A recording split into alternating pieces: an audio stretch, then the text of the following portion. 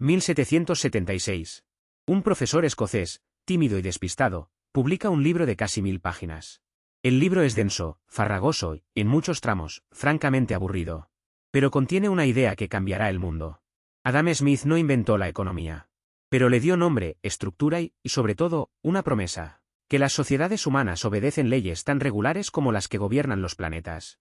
Esa promesa atrajo a un banquero brillante, a un pastor pesimista y a un puñado de pensadores que, en apenas 50 años, construyeron una disciplina entera desde cero. Hoy conocemos a los economistas clásicos. Las ideas que pusieron sobre la mesa siguen siendo la base de todo lo que vino después, incluyendo las críticas más feroces contra ellos mismos. Bienvenidos a la parte 11. Hasta ahora hemos recorrido la historia del dinero, los bancos, la inflación, los mercados, las crisis. Hemos visto cómo funciona una economía. Hemos conocido a algunos de los pensadores clave, Adam Smith y su mano invisible en la temporada 5, Ricardo y la ventaja comparativa en la 7. Pero los mencionamos para explicar conceptos, no para entender sus ideas como sistema. A partir de hoy, entramos en las escuelas de pensamiento. Cada una nació en un momento histórico concreto, respondiendo a problemas reales.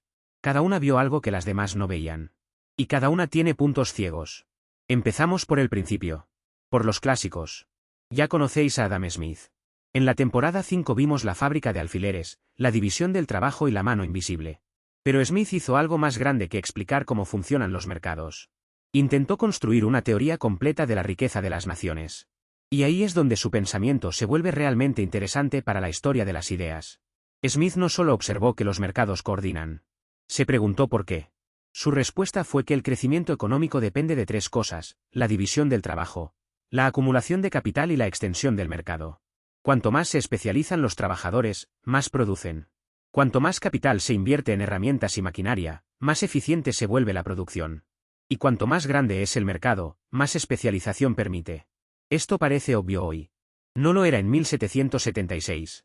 La mayoría de los pensadores anteriores, los mercantilistas, creían que la riqueza de una nación dependía de cuánto oro acumulaba. Smith dijo que no. Que la riqueza era la capacidad productiva, bienes y servicios reales, no metales preciosos. Pero había algo más sutil en Smith que a menudo se olvida. Su teoría del valor.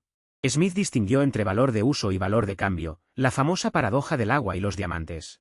El agua es esencial para vivir pero vale poco. Los diamantes son prescindibles pero valen una fortuna. Smith no logró resolver esta paradoja completamente. Tendría que esperar un siglo, hasta los marginalistas, para una respuesta satisfactoria. Y recordemos algo que ya vimos: Smith no era el defensor ingenuo del mercado libre que muchos caricaturizan. Advertía contra los monopolios, la colusión empresarial y el poder excesivo de los comerciantes. Para él, la competencia era la condición indispensable. Sin competencia, la mano invisible no funciona. El siguiente gigante de la economía clásica era un tipo muy diferente. David Ricardo nació en 1772 en una familia de financieros sefardíes de Ámsterdam, afincados en Londres. Se hizo extraordinariamente rico en la bolsa. Y luego, casi por hobby, se puso a resolver problemas económicos. Su aportación más famosa es La ventaja comparativa, que publicó en 1817. La idea es contraintuitiva, así que merece un momento. Imaginad que Portugal produce vino y tela mejor y más barato que Inglaterra. Según la lógica simple, Portugal debería producirlo todo y a Inglaterra no le quedaría nada que ofrecer. Ricardo demostró que eso no es así. Aunque Portugal sea mejor en ambas cosas, le conviene especializarse en aquello en lo que es relativamente mejor. Si Portugal produce vino con mucha más eficiencia que tela, debería centrarse en el vino e importar la tela de Inglaterra, aunque la tela inglesa sea objetivamente peor. Es la ventaja comparativa. No importa quién es mejor en términos absolutos. Lo que importa es el coste de oportunidad, a que renuncias cuando dedicas tus recursos a una cosa en vez de a otra. Esta idea sigue siendo el fundamento teórico del comercio internacional 200 años después. Pero tiene una debilidad importante que los propios clásicos no vieron con claridad. La teoría dice que todos los países ganan con el comercio, pero no dice nada sobre cómo se reparten las ganancias. Ni sobre los trabajadores que pierden su empleo cuando una industria se traslada a otro país. Ricardo también desarrolló una versión de la teoría del valor-trabajo, la idea de que el valor de un bien depende, en última instancia, de la cantidad de trabajo necesaria para producirlo. Esta idea la heredaría otro pensador con consecuencias que Ricardo no podía imaginar. Thomas Malthus era pastor anglicano. En 1798 publicó un ensayo que le haría famoso y odiado a partes iguales. Su tesis era simple y aterradora: la población crece en progresión geométrica, pero la producción de alimentos crece en progresión aritmética. Es decir, la población se duplica, pero la comida no. La conclusión lógica era que la humanidad estaba condenada a ciclos recurrentes de hambruna, enfermedad y guerra que recortarían la población hasta que volviera a caber dentro de los recursos disponibles. Malthus no estaba inventando nada especialmente original, pero lo formuló con una claridad implacable. Y durante un tiempo, los datos parecían darle la razón. La revolución industrial aún no había desplegado su potencial para multiplicar la producción de alimentos. La crítica más obvia a Malthus es que se equivocó. La tecnología agrícola avanzó mucho más rápido de lo que él preveía. Los fertilizantes, la mecanización y la revolución verde del siglo XX alimentaron a miles de millones de personas que, según Malthus, deberían haber muerto de hambre. Pero antes de descartar a Malthus, conviene recordar dos cosas. Primera, que se equivocara en el plazo no significa que se equivocara en la lógica. Los recursos del planeta son finitos. La pregunta de si la tecnología siempre podrá compensar el crecimiento de la demanda sigue abierta. Segunda, Malthus sigue influyendo en el pensamiento económico actual. Toda la economía ecológica y el debate sobre los límites del crecimiento le deben algo. Jean-Baptiste Say, economista francés, añadió otra pieza al edificio clásico. Su ley de Say, formulada a principios del siglo XIX, dice, simplificando mucho, que la oferta crea su propia demanda. Cuando produces algo, generas ingresos para los trabajadores, los proveedores y los inversores, y esos ingresos se gastan, creando demanda para otros productos. Si la ley de Say es cierta, las recesiones prolongadas son imposibles. Cualquier desequilibrio es temporal. El mercado se corrige solo. Esta idea dominó la economía durante más de 100 años. Hasta que llegó la Gran Depresión y un economista británico la destrozó. Pero eso será en otro episodio. John Stuart Mill cerró la era clásica. Hijo del economista James Mill, fue un niño prodigio educado con una intensidad que rayaba en la crueldad. Aprendió griego a los 3 años. Leyó a los clásicos a los 7.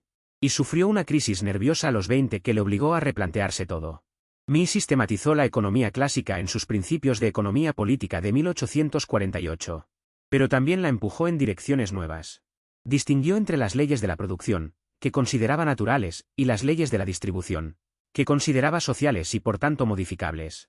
Es decir, el mercado produce riqueza según leyes fijas, pero cómo se reparte esa riqueza es una decisión humana. Es una distinción que sigue siendo relevante hoy. Y que abriría la puerta a debates que los clásicos más puros no habrían querido tener. La economía clásica construyó los cimientos de la disciplina. Algunas de sus ideas siguen en pie 200 años después. La ventaja comparativa. La división del trabajo. La coordinación a través de los precios. Son herramientas analíticas poderosas que ninguna escuela posterior ha descartado por completo. Pero los clásicos también tenían puntos ciegos enormes. Primero, asumían que los mercados tienden al equilibrio. Que las recesiones son breves y que la economía se autorregula. La Gran Depresión de 1929 demostraría que eso no siempre es cierto. Segundo, no prestaron suficiente atención a la distribución. Ricardo vio que terratenientes, capitalistas y trabajadores tenían intereses diferentes. Pero los clásicos en general asumían que el crecimiento acabaría beneficiando a todos. La experiencia histórica muestra que eso no es automático.